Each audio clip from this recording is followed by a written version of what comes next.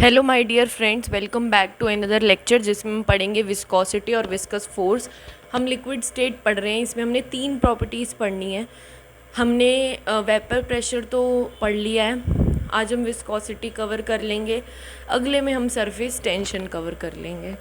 तो इन तीनों में ही हमें ये चीज़ याद रखनी है कि अगर हम इन तीनों में से कुछ चीज़ भूल भी जाएं, जैसे हम डिपेंडेंसी भूल जाएं कि वेपर प्रेशर किन किन पे डिपेंड करता है, तो ऐसी 2 चीज़ें याद रखिए जिस पे ये तीनों प्रॉपर्टीज़ डिपेंड करते हैं। वो है अट्रैक्टिव फोर्स यानी कि स्मॉल ए की वैल्यू, और एक है टेम्परेचर। इन 2 चीज़ों पे तो ये तीनों फैक्टर्स डिपेंड करते ही हैं।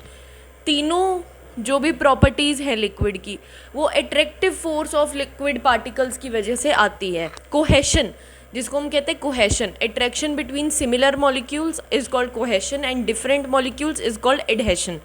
तो कोहेसिव फोर्सेस की वजह से ये तीनों प्रॉपर्टीज़ लिक्विड की देखी जाती हैं। कौन सी properties? Vapour pressure, surface tension and viscosity. मतलब अट्रैक्शन फोर्स का इन तीनों प्रॉपर्टीज़ पे बहुत ज़्यादा प्रभाव पड़ता है। तो एक चीज़ ये याद रख लीजिए, विस्कोसिटी का ही दूसरा नाम है विस्कस फोर्स। तो अगर मैं बोल रही हूँ विस्कोसिटी या विस्कस फोर्स, वो एक ही बात है। तो बेसिकली विस्कोसिटी होती क्या है? विस्कोसिटी इज इंटरनल रेजिस्टेंस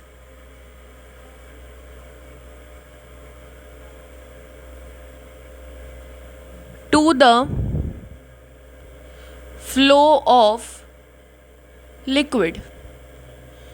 मतलब लिक्विड के अंदर इंटरनल रेजिस्टेंस हो ताकि वो उसकी फ्लो को अपोज करे।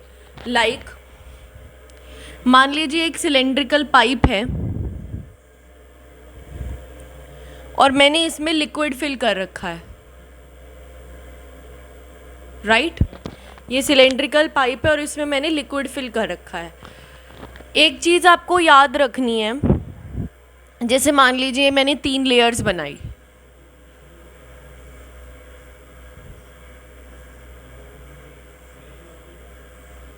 ठीक है, ये 3 लेयर्स हैं। लिक्विड आपको एज्यूम करने कि वो लेयर्स की फॉर्म में ट्रेवल करता है। मतलब ये फर्स्ट लेयर का लिक्विड इधर जा रहा है, ये भी इधर जा रहा है, ये भी इधर जा रहा है। ठीक है, मान लीजिए ये सिलेंडर है और ये तीनों लेयर्स ऑफ लिक्विड हैं। तो आपको क्या याद रखना है? एक सेकेंड।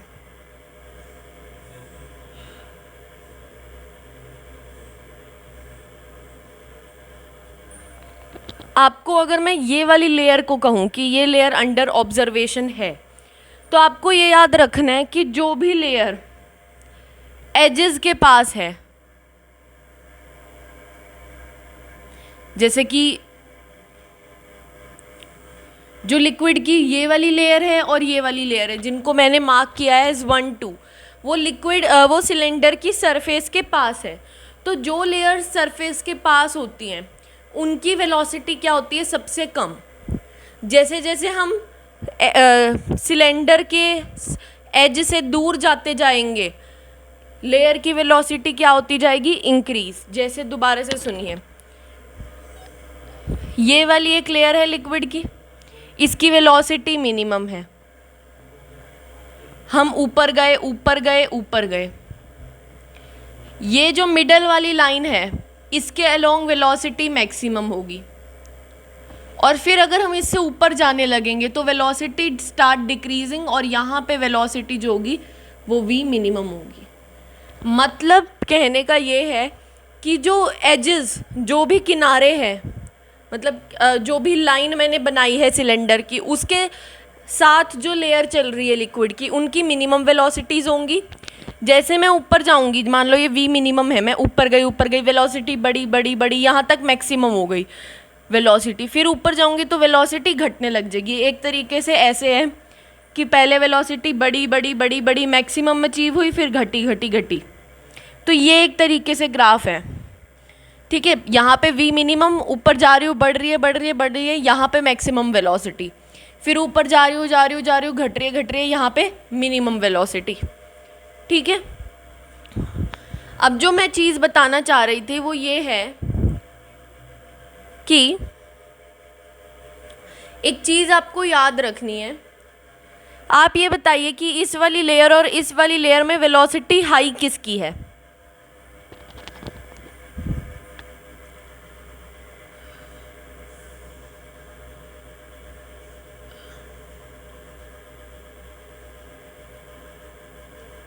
ये मैंने 5 लेयर्स बनाई, इस वाली लेयर और इस वाली लेयर में वेलोसिटी हाई किसकी होगी? ऑब्वियसली इस वाली लेयर की। क्यों? क्योंकि ये एज के से थोड़ा दूर है और ये वाली बिल्कुल एज के साथ लग रही है, राइट? तो जो थर्ड वाली लेयर की वेलोसिटी है वो सेकंड वाली लेयर की वेलोसिटी से ज़्यादा होगी। बताइए फोर्थ तो मिडल लेयर है, इधर भी 2 हैं, इधर भी 2 हैं, मतलब यहाँ से बड़ी, यहाँ पे मैक्सिमम होगी, फिर ऊपर घटते घटते सबसे कम होगी। तो फोर्थ की वेलोसिटी थर्ड की वेलोसिटी से ज़्यादा है। तो आपको क्या याद रखना है, अगर मैं ये 3 लेयर्स को अंडर ऑब्जर्वेशन करूँ कि मैंने ये बनाई फोर्थ लेयर, ये बनाई थर्ड लेयर और ये बनाई सेकंड लेयर, ठीक है। अब आप देख रहे हो कि ये सबसे आगे भाग रही है, इसका वी मैक्स है, इसका वी मिनिमम है और इसका कुछ वी है जो इन दोनों के बीच में लाई करता है। तो आपको क्या लग रहा है कि ये तो आगे भागे जा रही है फोर्थ वाली लेयर, थर्ड उसके पीछे पीछे चल रही है और सेकंड सबसे मिनिमम वेलोसिटी से चल रही है। होता क्या है, मान लो एक टाइम है, तो फोर्थ वाली लेयर जो है वो आगे भाग रही है, वो चाहती है कि मैं थर्ड वाली लेयर को भी अपने साथ भगाऊं। जो ऊपर वाली लेयर होती है ना, मैंने बोला ना, जो हमने 3 प्रॉपर्टीज़ लिक्विड की पढ़ी हैं वो अट्रैक्टिव फोर्सेस की वजह से हैं। तो आप क्या समझ सकते हो यहाँ से कि जो ऊपर वाली लेयर है, क्योंकि वो तेज भाग रही है, तो वो नीचे, जो उसके नीचे वाली लेयर है उसको हाथ पकड़ के खींचेगी आगे की तरफ। मतलब कि ऊपर वाली लेयर थर्ड वाली लेयर की भी वेलोसिटी बढ़ाना चाहिए। आप इसको ऐसे समझिए कि फोर्थ थर्ड और सेकंड ने आपस में एक दूसरे के हाथ पकड़ रखे हैं। तो जो फोर्थ वाली लेयर है वो आगे भाग रही है, तो वो क्या कह रही है थर्ड को, तू भी आगे चल चल, खींच रही है उसे, उसकी वेलोसिटी एक तरीके से इंक्रीज़ कर रही है। बट सेकंड वाली लेयर क्योंकि पीछे रह गई है, तो वो कह रही है नहीं तू आगे मत बढ़, तू मेरी तरफ आ, खिंच, पीछे खिंच। तो एक तरीके से फोर्थ लेयर उसको पुल खींच रही है थर्ड वाली लेयर को, और वी मिनिमम क्योंकि पीछे रह गई है तो वो उसको पुल इधर से प्रोवाइड कर रही है। दोबारा से देखिए, ये फोर्थ लेयर बनाई मैंने, ये मैंने थर्ड लेयर बनाई और ये सेकंड लेयर बनाई। फोर्थ वाली तो आगे बढ़ रही है क्योंकि उसकी वी मैक्सिमम है, तो वो ज़्यादा थोड़ी आगे बढ़ेगी, तो वो क्या कह रही है, इसको भी खींचती हुई चल रही है साथ में। बट जो सेकंड है उसकी क्योंकि वी मिनिमम है, तो वो क्या कह रही है, वो कह रही है कि अब वो भी इसे खींच रही है, पर क्योंकि ये पीछे रह गई है तो ये कह रही, ये औरों को भी आगे नहीं बढ़ना देने चाह रही, तो ये उसको इधर पुल प्रोवाइड कर रहा है और 4 वाला इसको इधर खींच रहा है। तो आपने एक चीज़ याद रखनी है कि जो अपर लेयर होती है वो वेलोसिटी को इंक्रीज़ करती हैं और जो नीचे वाली लेयर्स होती हैं वो वेलोसिटी का अपोज करती है। क्यों? क्योंकि वो खुद पीछे रह गई हैं, तो वो चाहती है ऊपर वाली लेयर भी पीछे ही रह जाए मेरे साथ। कोई किसी को आगे तो नहीं बढ़ता देखना ना चाहता ना लेयर्स में। तो आपको ये पॉइंट याद रखना है कि जो नीचे वाली लेयर होती है they provide resistance to the flow, and fourth जो ऊपर वाली लेयर होती है they provide support to the flow. और हम क्या पढ़ रहे हैं, विस्कोसिटी, तो हम क्या पढ़ेंगे, सेकंड और थर्ड लेयर को। क्यों? क्योंकि इंटरनल रेजिस्टेंस तो थर्ड को सेकंड वाली लेयर ही प्रोवाइड कर रही है। ये 3 कंसेप्ट याद रखने की, एजेस पे मिनिमम होता है, बीच में वी मैक्सिमम होता है। ये वाली बात याद रखनी है कि ऊपर वाली लेयर सपोर्ट द फ्लो, नीचे वाली लेयर अपोज द फ्लो। इन दोनों डायग्राम से समझ आना चाहिए। क्योंकि ऊपर वाली लेयर वी मैक्स से चल रही है तो वो थोड़ा आगे होगी, वो इसको खींचेगी कि तू भी तेज चल, मैं इतना आगे बढ़ गया हूँ। तो नीचे वाली लेयर क्या करेगी, क्योंकि वो वी मिनिमम के साथ है तो वो इतनी अच्छी नहीं है, तो वो क्या करेगी, पुल बैक करेगी कि नहीं तू आगे कैसे बढ़ रहा है। तो second layer oppose the flow, fourth layer support the flow. तो ये सारा विस्कोसिटी का एक बार ओवरव्यू हो गया। अब एक डेफिनेशन आती है laminar flow.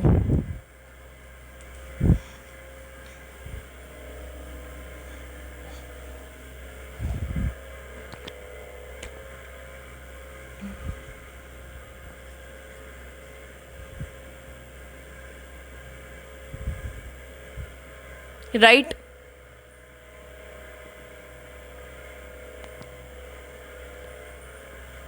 The type of flow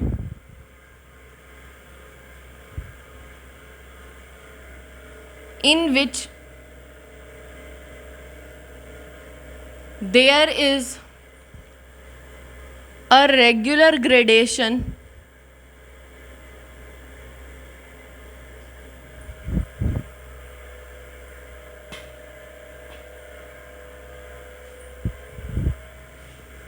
in velocity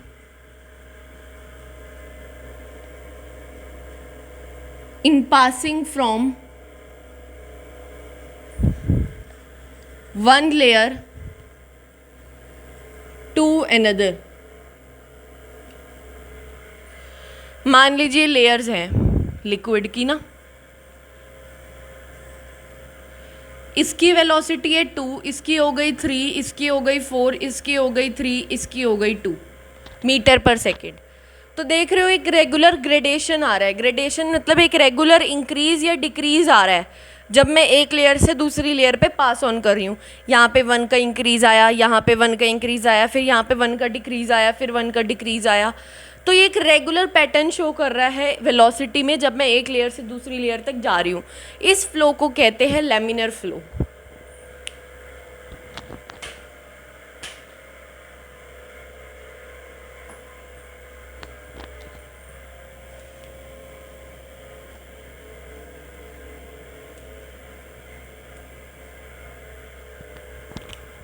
अब हम आते हैं विस्कस फोर्स पे।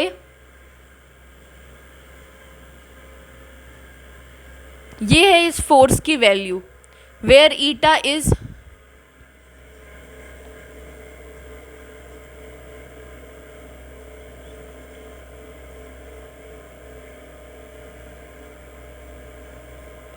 A is area, dv is velocity gradient,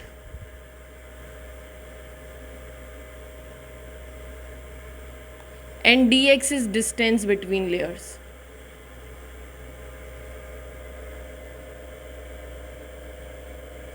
मान लीजिए एक लेयर है वाटर की, ये दूसरी लेयर है वाटर की, तो इसका एरिया जो है वो ये हो जाएगा, राइट। एरिया ये हो जाएगा। कोफिशिएंट ऑफ विस्कोसिटी क्वेश्चन में दिया होता है। मान लीजिए 3 मीटर पर सेकेंड से चल रही है 1 से, तो dv क्या होगा, इन दोनों का difference 3 - 1 that is 2 metre per second. dx क्या होगा, इन दोनों के बीच का डिस्टेंस। आई होप सो ये दिख रहा होगा सबको। a क्या है, लेयर का एरिया, dx क्या इन दोनों के बीच का डिस्टेंस, dv क्या है दोनों के बीच का वेलोसिटी ग्रेड डिफरेंस, और ईटा क्या है, कोफिशिएंट ऑफ विस्कोसिटी। ठीक है।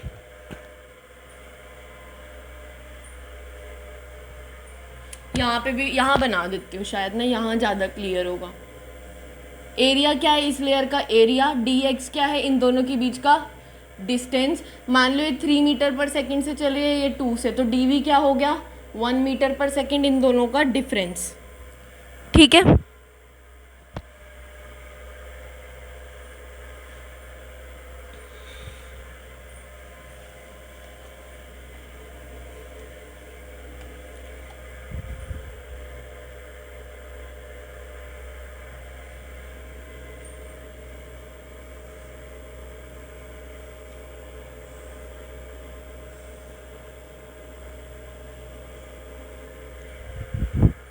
Wait a minute.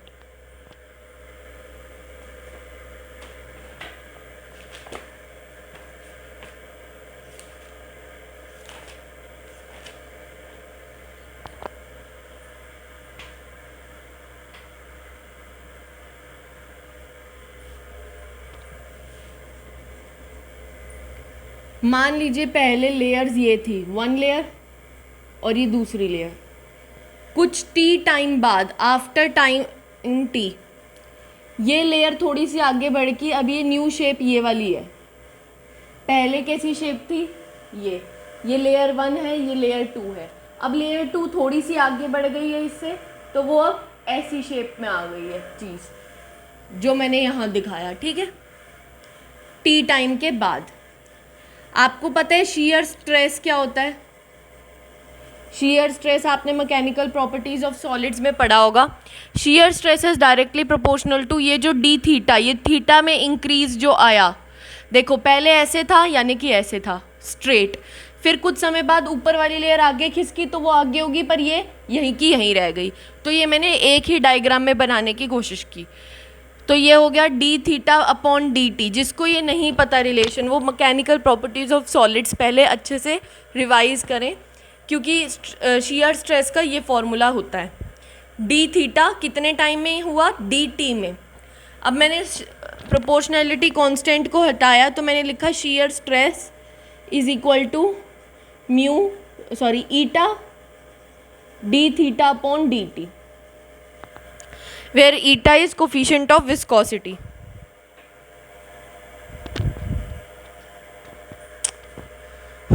अब स्ट्रेस और भी क्या होता है, फोर्स अपॉन एरिया. फोर्स को मैं क्या लिख दूंगी यहाँ पे,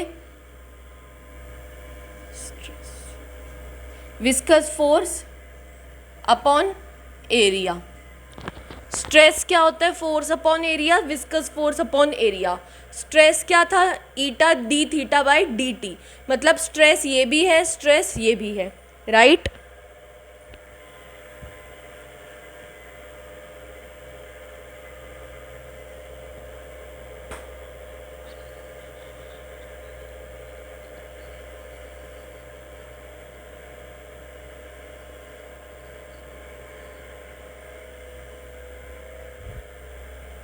तो आई होप सो इतनी बात क्लियर है. स्ट्रेस की वैल्यू ये भी है, स्ट्रेस की वैल्यू ये भी है. अब मैं बता रही हूँ आपको एक चीज़ कि मान लीजिए ये जो ऊपर वाली लेयर है ये डी स्पीड से चली है. ये ऊपर वाली लेयर कितनी स्पीड से चली है, डी स्पीड से. तो आफ्टर टाइम टी टाइम के बाद अगर ये डी स्पीड से चल रही है तो टी टाइम के बाद इसने कितना डिस्टेंस कवर किया होगा, D U into T, velocity into time will be distance. तो यानी कि पहले तो ये ऐसे पड़ी हुई थी लेयर्स, है ना, फिर ये वाली ऊपर वाली लेयर थोड़ा सा चली तो ये इस पोजीशन में आ गई. तो इसने ये वाला पॉइंट पहले यहाँ था, अब ये वाला पॉइंट लेयर का चल के यहाँ पहुँच गया है. तो ये डिस्टेंस कितना हुआ, D U into D T. ये सबको समझ आ रहा है. पहले लेयर ऐसे थी बिल्कुल वर्टिकल, अब वो आगे वाली लेयर थोड़ा सा आगे खिसकी ऊपर वाली लेयर, तो वो ऐसे थोड़ी टेढ़ी शेप में आ गई. और मैं कह रही हूँ ऊपर वाली लेयर की स्पीड थी डी यू, तो वो डी टी टाइम में कितना डिस्टेंस कवर करेगी, D U into D T. और मैंने आपको पीछे भी बताया कि ये वाला डिस्टेंस के बीच में जो लेयर्स के बीच में जो डिस्टेंस है उसको हम डी एक्स से रिप्रेजेंट कर रहे हैं, ठीक है. और ये मैंने आपको बताया ये क्या है, डी थीटा, ये वाला, ये मैंने इसी को यहाँ पे रिप्रेजेंट किया है. तो इतना डिस्टेंस जो है वो क्या है, D U into D T. Layers के बीच का डिस्टेंस क्या है, डी एक्स, और ये क्या है, डी थीटा, राइट. क्योंकि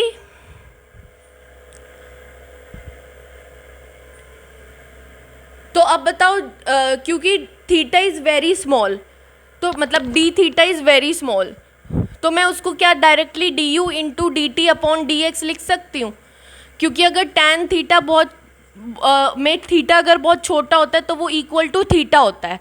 तो अगर मैं लिखूँ tan of D theta will be equal to D U into D T upon D X, perpendicular upon base. पर मैं अगर टैन ना भी लिखूं, क्यों, क्योंकि डी थीटा क्या है, बहुत छोटा है. तो अब इस डी टी को मैं इधर ले जाऊंगी तो D theta upon D T क्या आ जाएगा, D you upon D x. इतनी बात क्लियर हुई. इस डी टी को मैं इधर ले गई. आई होप इतना क्लियर है, शायद मैं समझा पाई हूँ ये सब. ये वाला थोड़ा ट्रिकी पार्ट था कि पहले लेयर ऐसे पड़ी है, ऊपर वाली लेयर को डी यू वेलोसिटी मिली, वो थोड़ा सा आगे खिसक गई.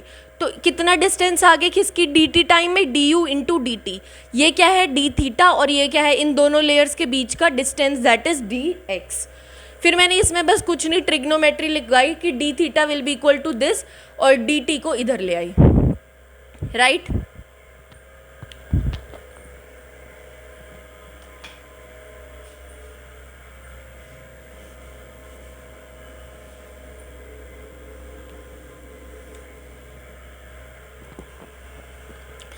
तो शीयर स्ट्रेस क्या हो गया,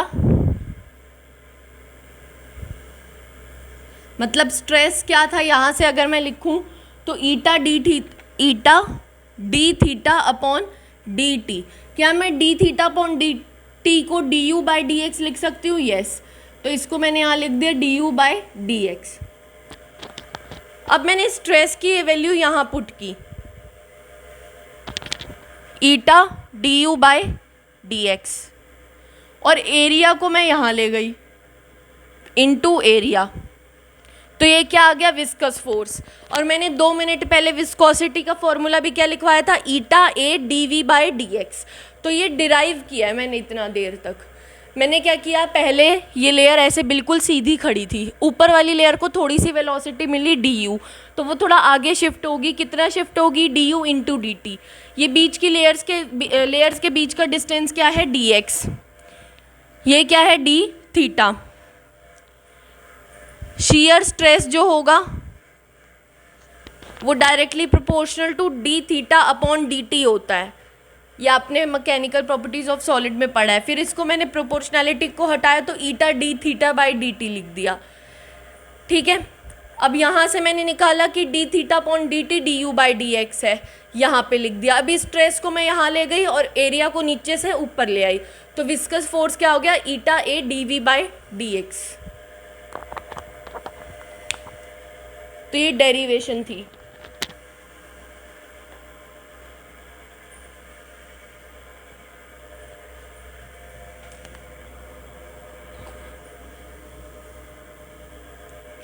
तो इसमें दो चीज़ें याद रखनी है आपको कि विस्कस फोर्स का एक होता है eta A D V by D X, इसी को आप लिख सकते हो eta A D theta upon D T, क्योंकि D V by D X derivation के दौरान हमें क्या पता चला, D theta upon D T के बराबर है।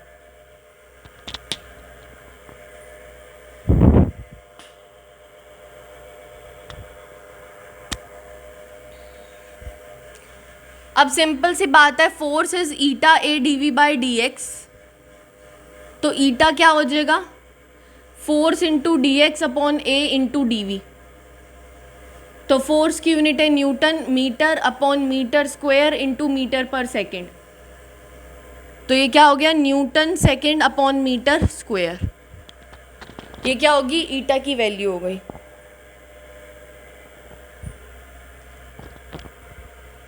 इसको मैं और कैसे लिख सकती हूँ, न्यूटन पर मीटर स्क्वायर क्या होता है, force upon area pascal second, right. क्योंकि फोर्स अपॉन एरिया क्या होता है, प्रेशर, प्रेशर की यूनिट लिख दी पास्कल और सेकेंड साथ में अटैच कर दिया।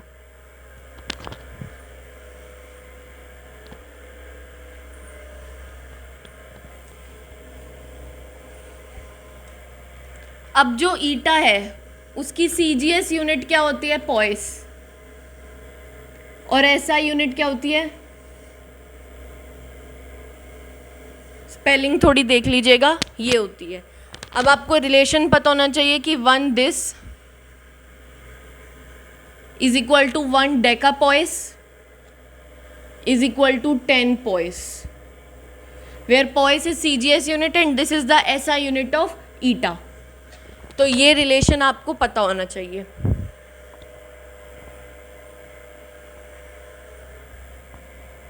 अब एक छोटे छोटे से 2 पॉइंट्स हैं। कह रहे हैं हाइड्रोजन बॉन्डिंग और वॉन्डर वॉल फोर्स अगर लिक्विड के मॉलिक्यूल्स के बीच में लग रहा है तो क्योंकि फोर्स ऑफ अट्रैक्शन ज़्यादा, तो लेयर्स आपस में फ्लो करने को रेजिस्ट करेंगी। जितना ज़्यादा intermolecular force of attraction, hydrogen bonding, van der Waals force होगा लेयर्स के बीच में, उतना ज़्यादा अपोजिशन होगा to the flow of liquid. तो जितना ज़्यादा हाइड्रोजन बॉन्डिंग अगर लिक्विड में प्रेजेंट है, अगर वॉन्डर वॉल फोर्स की वैल्यू ज़्यादा है, तो वो उसमें विस्कोसिटी की वैल्यू ऑटोमेटिकली हाई होगी। एक ये बात है। एक ये है कि ग्लास जो होता है, हम कहते हैं glass is a solid, but glass is an extremely viscous liquid. Basically glass जो है उसमें रेजिस्टेंस टू फ्लो इतना ज़्यादा है कि हमें ऐसा लगता है कि एक सॉलिड चीज़ है, बट एक्चुअल में it is an extremely viscous liquid. अब हम आते हैं टेम्परेचर डिपेंडेंसी पे विस्कोसिटी की। जो टेम्परेचर होता है, अगर हम टेम्परेचर बढ़ाएंगे तो काइनेटिक एनर्जी बिटवीन मॉलिक्यूल्स बढ़ेगा, तो काइनेटिक एनर्जी बढ़ेगी मतलब उनका वेलोसिटी बढ़ेगी, वेलोसिटी बढ़ेगी तो रेजिस्टेंस टू फ्लो ऑटोमेटिकली क्या होगा, एक तरीके से कम होगा, क्योंकि वो ज़्यादा तेज़ी से दौड़ पा रहे हैं। अब पहले उनका फ्लो क्या था, कम रेट से था, अब उनका फ्लो क्या हो गया, ज़्यादा रेट से हो गया।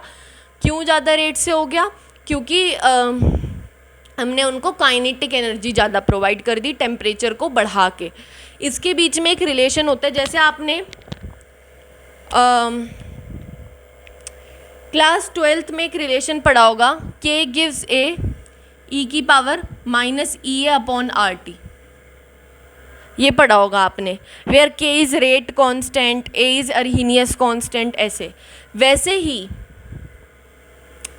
एक इसमें भी रिलेशन होता है, और वो रिलेशन क्या होता है, वो होता है coefficient of viscosity is equal to A E की power E upon R T. यहाँ पे माइनस साइन नहीं है और के की जगह आपने कोफिशिएंट ऑफ विस्कोसिटी लगाना है, ठीक है। और ये ई यहाँ पे एक्टिवेशन एनर्जी है, ओके। ई क्या है, activation energy for viscous force.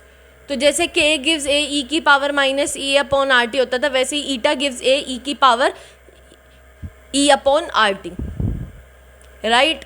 तो ये सब था विस्कोसिटी के अंदर, आपको ज़्यादा कुछ ध्यान नहीं रखना है इसमें इतना। एक तो ये चीज़ याद रखनी है कि हम इसमें लेयर्स को लेमिनर फ्लो करवाते हैं। लेमिनर फ्लो मतलब रेगुलर ग्रेडेशन होगा। एक चीज़ आपने ये याद रखनी है कि इसमें ऊपर वाली लेयर तो फ्लो को सपोर्ट करती है और नीचे वाली लेयर फ्लो का अपोज करती है। फिर इसके फॉर्मूला याद रखना है, eta A D V by D X या eta A D theta by D T. Derivation एक बार देख लेनी है, ये वाला रिलेशन याद रखना है और ये वाला थोड़ा सा छोटा सा फॉर्मूला याद रखना है। इसी के साथ विस्कस फोर्स आपका होता है कंप्लीट। इसमें एक चीज़ आती है फ्लूइडिटी, एक टर्म आती है फ्लूइडिटी। फ्लूइडिटी और विस्कोसिटी आपस में अपोजिट टर्म्स हैं। Fluidity is equal to 1 upon eta, मतलब जितना ज़्यादा कोफिशिएंट ऑफ विस्कोसिटी उतना कम फ्लूइडिटी। विस्कोसिटी होता है फ्लो को अपोज करना और फ्लूइडिटी होता है फ्लो को सपोर्ट करना। तो ये आपस में क्या होते हैं, अपोजिट होते हैं, राइट। फ्लूइडिटी को आप जनरली एक्सप्रेस करते हो फाई में, फाई इसका सिंबल होता है फ्लूइडिटी का। तो with this we come to end of lecture named as viscosity. Viscosity complete होता है। नेक्स्ट क्लास में हम पढ़ेंगे surface tension. Thank you. Till then पढ़ते रहिए, एग्ज़ाम की प्रिपरेशन करते रहिए।